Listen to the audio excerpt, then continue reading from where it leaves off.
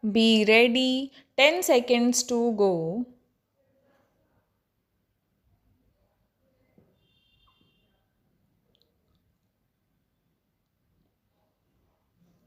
Start. The planning process is as it should be under constant review, and we must not feel shy of initiating new approaches to planning perspectives.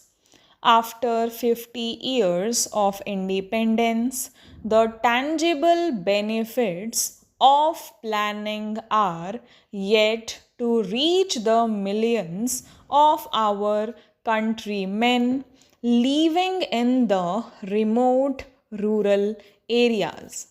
The quality of life presently available to the economically weaker and vulnerable sections of our society, among whom are the scheduled castes and scheduled tribes, needs to be improved without delay. The end result of planning should be monitored and evaluated so as to ensure that there is a noticeable shift in emphasis from the urban to the rural areas and from the better off sections of society to those unfortunate brethren who constitute a silent majority. Only then can we take pride that our planning effort has been realistic and worthwhile. Any effort in the direction I have indicated cannot possibly be fruitful unless the administration, which is to implement these socio-economic programs, is in tune with the underlying spirit of this planning exercise and responds with sympathy, understanding, and a sense of urgency to the tasks given to it. Only then will the needs of the common man, particularly of the economically weaker and more vulnerable sections of society in the remote rural areas, come nearer solution.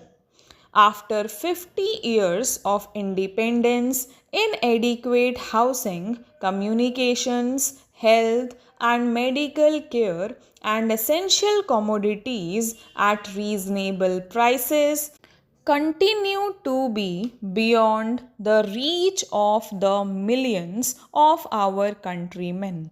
We need to search our hearts to locate immediate and long term shortfalls in reaching the benefits of planning to the grassroots of our society. Our planners are now engaged in putting a realistic, result oriented rural bias into our plans for socio economic development. The recent announcement with regard to the industrial policy, with emphasis on the employment oriented small scale industries and the extension of credit facilities to such industries and to small farmers in the agricultural sector is welcome. This is an area where the governors of states could use their good offices at all levels to advise, encourage, and caution those engaged in this gigantic nation building exercise. Our youth are the trustees of posterity, and the institutions where we seek to impart to them the values of life and our cultural heritage apart from fitting them out for more mundane duties and responsibilities in later life. Our planners are thinking in terms of providing increased employment opportunities and to tackle the question of both existing unemployment and underemployment in all walks of life. This is a Herculean task. We must therefore, at the national level, evolve a consensus as to what employment opportunities can be created and what would be the contribution of such an exercise for the national welfare. Only thus can we hope to eliminate the growing discontent in the younger generation who are slowly getting disenchanted with their prospects for the future. I have every hope that we in this country will go in for mass programs of self employment so that our youth will learn to seek opportunities for gainful self employment and thus relieve the pressure in traditional occupations like government service, etc. Our resources are not unlimited, and it is necessary for us to implement urgently a program of austerity and economy wherever possible, eliminate wasteful expenditure, and thus ensure that the maximum benefit is derived out of every rupee of revenue earned. There are, of course, traditionally prescribed methods and practices for dealing with these problems, but in all such matters which ultimately tend to become routine and mechanical, example is better than precept, and there needs to be an awakening of individual